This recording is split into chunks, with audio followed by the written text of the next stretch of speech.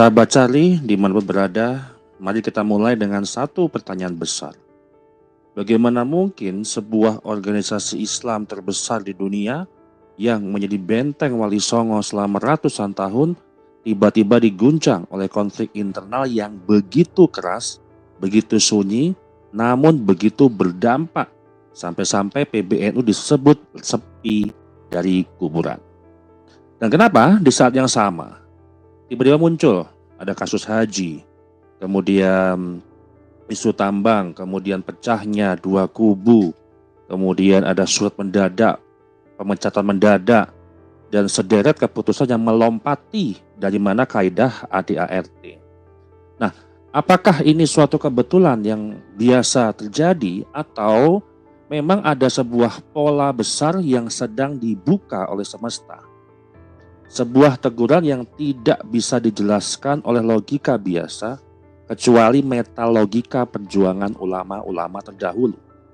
Nah, hari ini kita akan membukanya secara ilmiah, tenang, step by step, agar publik bisa memahami apa yang sebenarnya sedang terjadi di dalam tubuh PBNU. Yang pertama, kita bahas terkait gambaran besar kenapa PBNU tanda kutip itu dalam keadaan sepi daripada kuburan. Nah, kita mulai dengan bagaimana menganalisa. PBNU beberapa bulan terakhir ini sepi laksana kuburan. Kenapa saya katakan ini? Inilah PBNU yang tersepi sepanjang sejarah berdirinya NU. Ya, ini bukan sekedar untuk ungkapan yang tersontak marah atau seperti apa. Justru ini adalah sebuah indikator sosial yang penting.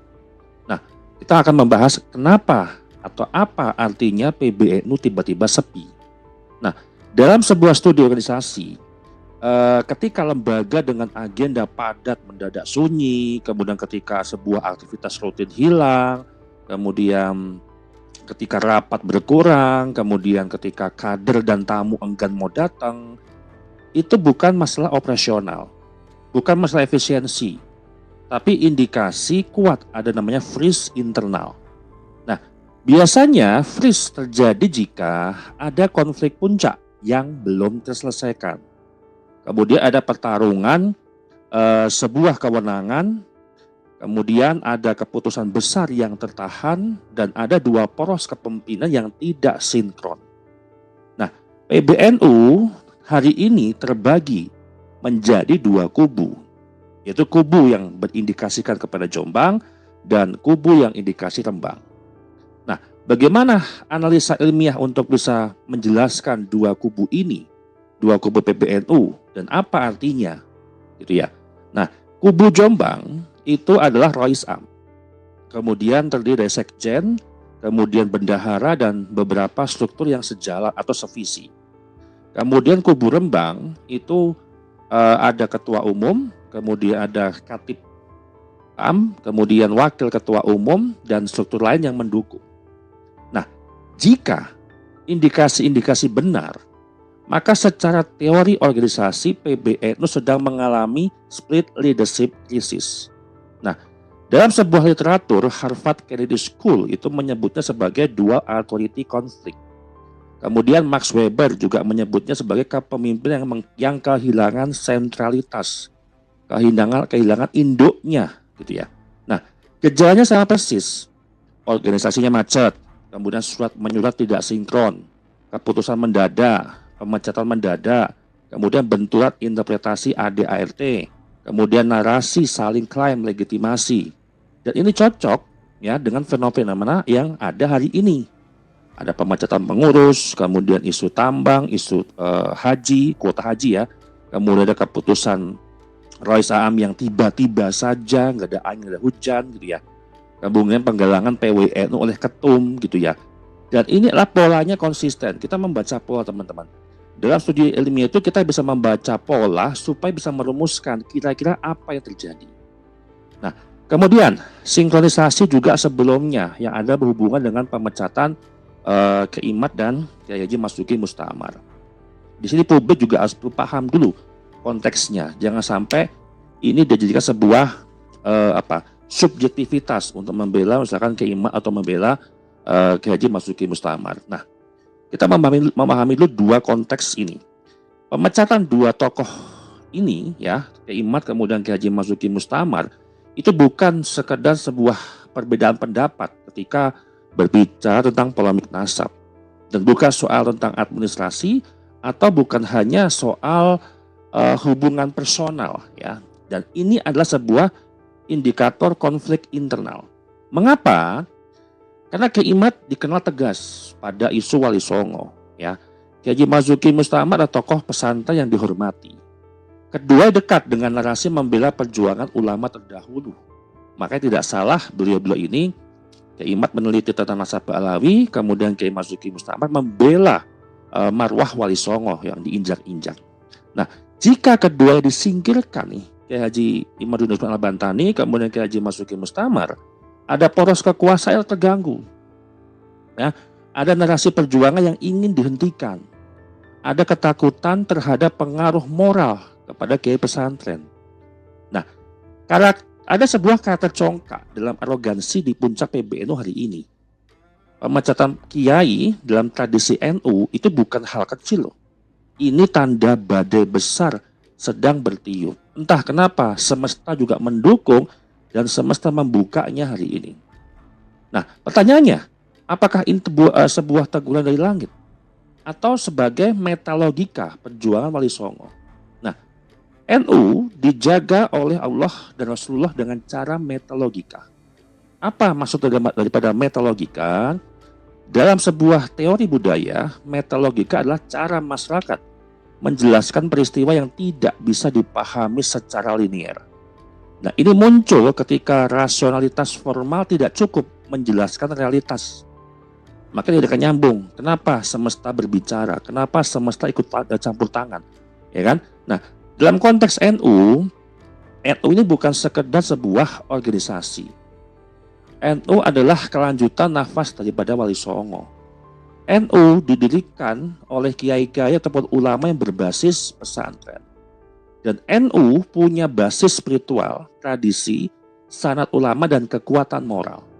Nah, karena itu ketika kepemimpinan tidak selaras, tidak sinkron, NU bukan hanya goyah, tapi diperingatkan. Nah, momentum haji muncul ya, fenomena-fenomena itu. Kemudian momentum tambang juga muncul, ya kan? Momentum dua kubu juga muncul. Momentum pemecatan muncul juga hari ini, dan semua muncul secara bersamaan. Ini secara sosiologis disebut akumulasi teguran yang struktural. Dan secara agama disebut isyarat langit. Bukan berarti supernatural, tetapi konsekuensi moral dari ketidakharmonisan pemimpin dan jamaah. Nah, kemudian ketika ada kasus kuota haji, pusaran yang menyatukan semua narasi. Kasus haji bukan inti masalah PBNU, tapi isu ini mempercepat letaknya sebuah dua kubu tadi saya bilang. Kemudian dia juga membuat sebuah atau publik menoleh gitu ya, dan memperkuat sebuah narasi teguran.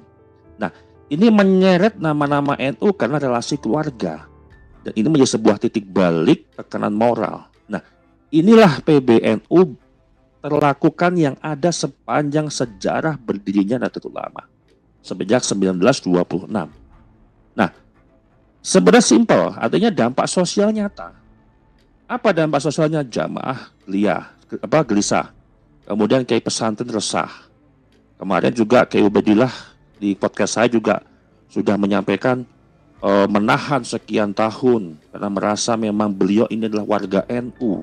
Publik mempertanyakan kredibilitas. Nah, isu haji itu menjadi katalis yang membuka borok lama, mempercepat konflik dan pertarungan dua kubu. Nah, mendorong Rais Am mengambil sebuah sikap yang tiba-tiba mendadak. Dan ini membuat Ketua Umum Gus Yahya melakukan konsolidasi terbuka. Ini adalah bukan sekedar kasus hukum. Ini pressure cooker yang meledakkan konflik internal. Nah, kemudian ditambah lagi isu tambang, ya, yang meletus, menunggu meletus seperti apa posisinya, gitu kan? Seperti halnya yang kita tahu penjualan saham IUP batubara itu juga tanpa sepengetahuan oleh sekjen dan bendum atau bendera umum. Nah, indikasi-indikasi inilah yang memperkuat bahwasanya secara logika ini adalah sebuah hal yang muncul bersamaan. Nah, apakah terbukti? Belum tentu. Tapi yang penting ini kita sudah melihat indikasinya. Apa indikasinya? Ada masalah tata kelola aset. Ada potensi miskomunikasi dalam penggunaan nama PBNU. Kemudian ada ketidakselarasan antara struktur.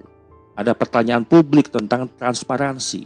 Dan ini bukan isu hari ini saja, tapi ini isu yang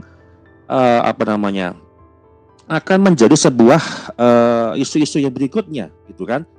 Dan ini bisa kita kaitkan, bisa kita sinkronkan apakah isu ini relevan dengan kondisi hari ini. Karena semuanya muncul bersamaan. Ya, pola-pola ini muncul bersamaan dan bukan kita sebagai manusia, itu di luar kehendak kita. Maka sepertinya adalah semesta juga ikut di dalam andil di dalam permasalahan ini. Dan yang paling penting sebagai kesimpulan besar yang saya sampaikan pada kesempatan hari ini, yang pertama adalah konflik PBNU bukan peristiwa yang terpisah hanya satu demi satu permasalahan. Semuanya saling berhubungan. Pecahnya dua kubu, pemecatan kiai, stagnasi PBNU, pembekuan agenda, isu haji, dugaan tambang, ketegangan Rois Am dan Ketum yang tadinya adalah sama-sama sahabat karib, namun sekarang itu saling berebut sebuah kekuasaan gitu ya. Dalam hal ini Rois Am memecat ataupun menghendaki untuk wajib turun selama 3 hari, gitu kan. Nah, yang kedua ada pola besar yang sedang terbuka. Apa? Pola moral, struktural, dan sosial.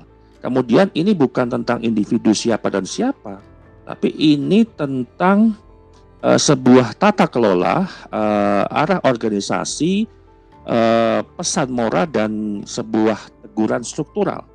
Ya. Kemudian NU itu juga sedang diperingatkan. Jika mengikuti metafora Wali Songo, ketika pemimpin tidak harmonis, ketika jamaah resah, ketika moralitas diuji, maka semesta itu akan menggeser sebuah keadaan. Langit itu akan membalikkan seluruhnya. Dan yang berikutnya, publik harus memahami dengan akal sehat. Bukan dengan marah-marah, bukan dengan menyerang, tapi membaca pola peristiwa yang sangat logis yang bisa kita sambungkan satu demi satu kesatuan. Dan NU akan selamat karena NU bukan milik individu, NU milik para pendiri, dan tradisi itu akan menata ulang dirinya sendiri. Demikian dari saya. Terima kasih.